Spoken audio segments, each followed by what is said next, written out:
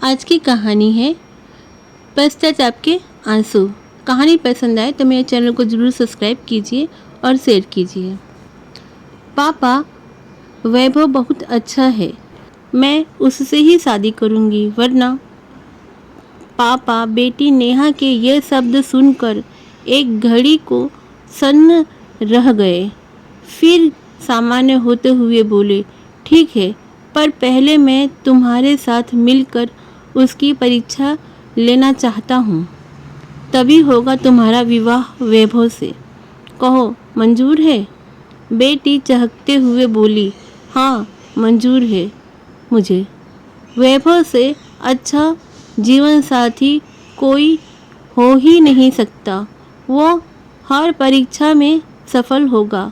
आप वैभव को नहीं जानते। पापा, अगले दिन कॉलेज में नेहा जब वैभव से मिली तो उसका मुंह लटका हुआ था। वैभव मुस्कुराते हुए बोला, क्या बात है स्वीटहार्ट, इतना उदास क्यों हो? तुम मुस्कुरा दो, वरना मैं अपनी जान दे दूंगा।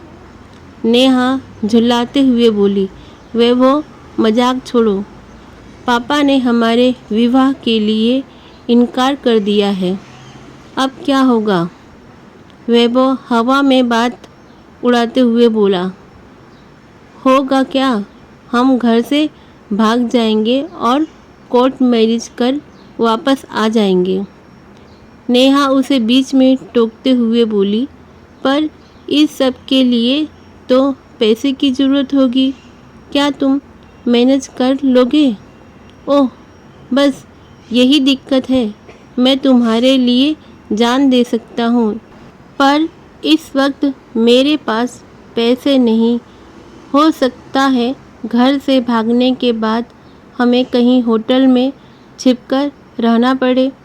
तुम ऐसा करो, तुम्हारे पास और तुम्हारे घर में जो कुछ भी चांदी सोना नकदी तुम्हारे हाथ लगे तुम ले आना। वैसे मैं भी कोशिश करूँगा। कल को तुम घर से कहकर आना कि तुम कॉलेज जा रही हो और यहाँ से हम फुर हो जाएंगे सपनों को सच करने के लिए। नेहा भोली बनते हुए बोली, पर इससे से तो मेरी व मेरे परिवार की बहुत बदनामी होगी। वैभव लापरवाही के साथ बोला, बदनामी वो तो होती ही रहती है, तुम इसकी परवाह मत करो। वैभव इससे आगे कुछ कहता इससे पूर्व ही नेहा ने उसके गाल पर जोरदार तमाचा रसीद कर दिया। नेहा भड़कते हुए बोली, हर बात पर जान देने को तैयार, बदतमीज, तुझे ये तक परवाह नहीं कि जिसे तू प्यार करता है उसकी और उसके परिवार की समाज में बदनामी हो, और तू प्रेम का दावा करता है। बदतमीज, ये जान ले कि मैं वो अंधी प्रेमिका नहीं जो पिता की इज्जत की धज्जियाँ उड़ा कर अय्याशी करती फिरूं। कौन से सपने सच हो जाएंगे जब मेरे भाग जाने पर मेरे पिता जहर खाकर प्राण दे देंगे। मैं अपने पिता की इज्जत नीलाम कर तेरे साथ भाग जाऊं तो समाज में और ससुराल में मेरी बड़ी इज्जत होगी।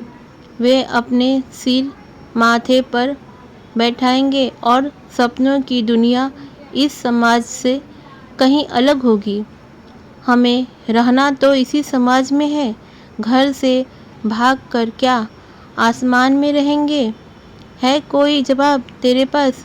पीछे तो ताली की आवाज़ सुनकर वैभव ने मुड़कर देखा तो पहचान न पाया। नेहा दौड़कर उनके पास चली गई और आंसू पोंछते हुए बोली, पापा, आप ठीक कह रहे थे। ये प्रेम नहीं, केवल जाल है जिसमें फंसकर मुझे जैसी हजारों लड़कियां अपने जीवन बर्बाद कर डालती हैं। सही कहा बिटिया। इतने में पापा ने वैभव को गर्दन से पकड़ लिया और बोले, बेटी, तुम अभी यह नहीं जानती कि इसका असली नाम वैभव नहीं है, यह एक बहुरूपिया है जो तुम जैसी भोली और मासूम लड़कियों को फंसाने के लिए झूठे प्रेम का इस्तेमाल करते हैं।